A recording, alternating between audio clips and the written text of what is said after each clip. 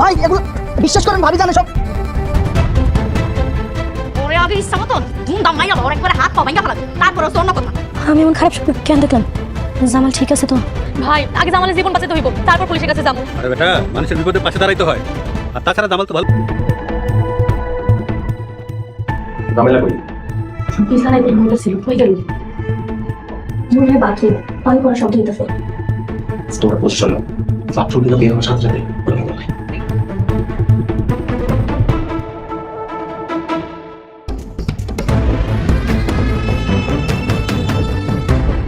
কি ব্যাপার মরিয়ম? তোমার হাতে দড়ি, রোমানের হাতে ছুরি, তোমরা সবাই আমার করে কেন আসছো? কি চাও আমার কাছে? তোমার চাইবে বড় ভাই। বন্ধুরা, একটা মানুষকে পাগল বানানোর জন্য নিজের পরিবার কতটা নিচে নামতে পারে জানেন? নিজের ভাই, নিজের স্ত্রী, এমনকি নিজের বাবাও যদি আপনার বিরুদ্ধে ষড়যন্ত্র করে, তাহলে সেই মানুষটার অবস্থা কেমন হতে পারে ভাবুন তো। আর সেই সুযোগে যদি তার সব সম্পত্তি দখল করার প্ল্যান চলে, তাহলে বিষয়টা কতটা ভয়ঙ্কর হতে পারে। আজকের বদসুরাতের এই পর্বে ঠিক এমনই কিছু ঘটনা দেখানো হয়েছে যা দেখে সত্যিই গা শিউরে ওঠে। জামালকে কি সত্যিই পাগলাগারোতে পাঠানো হবে? মায়া কি বদরুলের ভুল বোঝাবুঝি দূর করতে পারবে? আর মরিয়ম, রোমানদের ভয়ঙ্কর ষড়যন্ত্র কি এবার সবার সামনে ফাঁস হয়ে যাবে? সব কিছু জানতে ভিডিওটা শেষ পর্যন্ত দেখুন, কারণ আজকের রিভিউতে এমন কিছু ডিটেলস আছে যেগুলো অনেকেই হয়তো খেয়াল করেননি। এই পর্বের সবচেয়ে পজিটিভ এবং মোটিভেশনাল দিক ছিল মায়ার ঘুরে দাঁড়ানো। এত অপমান, এত কষ্টের পরেও মেয়েটা হার মানেনি। সে একটা গার্মেন্টসের বিশাল অফার পায়, যেখানে 550 জন শ্রমিকের দুপুরের খাবার আর বিকেলে নাস্তা সাপ্লাই দিতে হবে।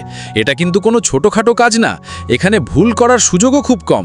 জামাল তখন মায়াকে পুরো বিষয়টা বুঝিয়ে দেয়, কিভাবে হিসেব করতে হবে, কিভাবে কোয়ালিটি ধরে রাখতে হবে, সব কিছু ধৈর্য ধরে শেখায়। শুধু তাই না, মায়াকে মূলধন দিয়ে সাহায্য করারও আশ্বাস দেয়। এই জায়গাটা দেখেই বোঝা যায় জামাল আসলে কত ভালো মনের মানুষ। এরপর যখন মায়া নিজের হাতে খাবার তৈরি করে অফিসে পাঠায়, তখন অফিসের স্যার খাবারের মান দেখে একদম মুগ্ধ হয়ে যায়। শুধু খাবারের স্বাদ না, মায়ার ব্যবহার আর সততাও তাদের মন জয় করে নেয়। শেষ পর্যন্ত তারা মায়াকে পুরো কাজটাই দিয়ে দেয়, এমনকি তাকে 2 লাখ টাকা অ্যাডভান্স দেওয়ার কথাও বলে। সত্যি বলতে এই দৃশ্যটা দেখে অনেক দর্শকেরই ভালো লেগেছে, কারণ এতদিন শুধু কষ্ট আর অপমান সহ্য করা মায়া অবশেষে নিজের পায়ে দাঁড়ানোর সুযোগ পাচ্ছে। অন্যদিকে বিদেশে থাকা বদরুল কিন্তু পুরোপুরি অন্য মানুষের কথা শুনে মায়াকে ভুল বুঝতে শুরু করেছে। মজনুরা এমনভাবে তার কানে বিষ ঢেলে দিয়েছে যে সে এখন মায়াকে সন্দেহ করা ছাড়া আর কিচ্ছু ভাবতে পারছে না। মায়া যখন জামালকে ডাক্তারের কাছে নিয়ে যায়, তখন বদরুল সেই ঘটনাটাকেও অন্যভাবে নেয়। সে সরাসরি ফোনে মায়াকে তালাক দেওয়ার হুমকি দেয়। এই দৃশ্যটা সত্যিই কষ্টের ছিল, কারণ মায়া বারবার বোঝানোর চেষ্টা করেছে যে জামাল শুধু তাকে সাহায্য করছে, কিন্তু বদরুল একবারও মায়ার কথাই বিশ্বাস করেনি, বরং অপমান করেছে, সন্দেহ করেছে আর দেশে ফিরে সব শেষ করে দেওয়ার কথা বলেছে। তবে এখানেই মায়ার চরিত্রটা সবচেয়ে শক্তভাবে ফুটে ওঠে। সে কাঁদতে কাঁদতেই বলে যে মানুষ তাকে বিশ্বাস করে না, তার সাথে সে আর সংসার করবে না। এই ডায়ালগটা সত্যিই পুরো পর্বের সবচেয়ে ইমোশনাল মুহূর্তগুলোর একটা, কারণ এতদিনের শান্ত সহ্য করা মেয়েটা এবার নিজের সম্মানের জন্য কথা বলতে শুরু করেছে। এবার আসি সবচেয়ে রহস্যময় বিষয়টাতে, আর সেটা হলো জামালের অসুস্থতা।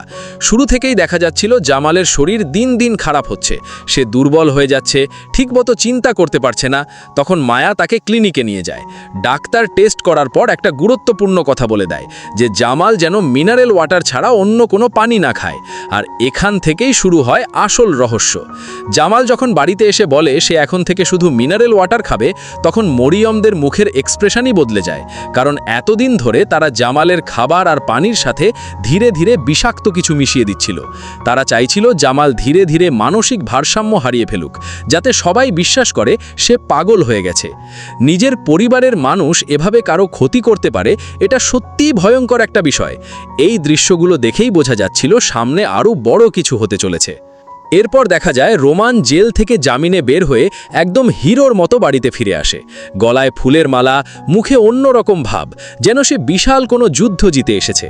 কিন্তু বড় ভাই জামাল তাকে কড়া ভাষায় বুঝিয়ে দেয় যে চাঁদাবাজি আর সন্ত্রাস করে বেশি দিন টিকে থাকা যায় না। এই কথা শুনে রোমান বাইরে শান্ত থাকলেও ভেতরে ভেতরে প্রচণ্ড ক্ষেপে যায়। সে তখনই সিদ্ধান্ত নেয় জামালকে শেষ করতেই হবে। অন্যদিকে মরিয়ম মায়াকে ফোন করে সরাসরি হুমকি দেয়। সে বলে মায়ার সুন্দর চেহারাকে সে বদসুরাত বানিয়ে দেবে।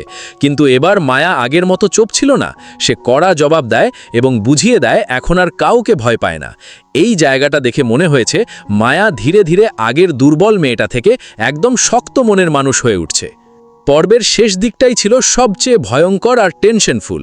মরিয়ম, রোমান, ফুফু আর আব্বা সবাই মিলে চূড়ান্ত সিদ্ধান্ত নেয় যে জামালকে জোর করে পাগলাগারদে পাঠাতে হবে। তাদের প্ল্যান ছিল একদম সিনেমার ভিলেনদের মতো। প্রথমে জামালকে দড়ি দিয়ে বেঁধে ফেলবে, তারপর হসপিটালের গাড়িতে তুলে নিয়ে যাবে। সেখানে কারেন্ট শক দিয়ে সত্যিকারের পাগল বানিয়ে দেবে। কারণ জামাল যদি পাগল হয়ে যায় তাহলে তার পুরো ব্যবসা আর সম্পত্তি খুব সহজেই দখল করা যাবে। এরপর গভীর রাতে সবাই মিলে ছুরি আর দড়ি নিয়ে জামালের ঘরে ঢোকে। কিন্তু হঠাৎই জামাল বাথরুম থেকে বের হয়ে তাদের ধরে ফেলে। এই দৃশ্যটা এতটাই টেনশনফুল ছিল যে সত্যিই মনে হচ্ছিল এখনই বড় কিছু ঘটে যাবে। আর ঠিক এখানেই পর্বটা শেষ করে দেওয়া হয়, যাতে দর্শকদের মধ্যে পরের পর্ব নিয়ে আরও বেশি আগ্রহ তৈরি হয়। এখন প্রশ্ন হচ্ছে আগামী পর্বে কি হতে চলেছে। প্রোমো দেখে মনে হচ্ছে মরিয়ম আর রোমান এবার সরাসরি জামালের ওপর হামলা করতে পারে।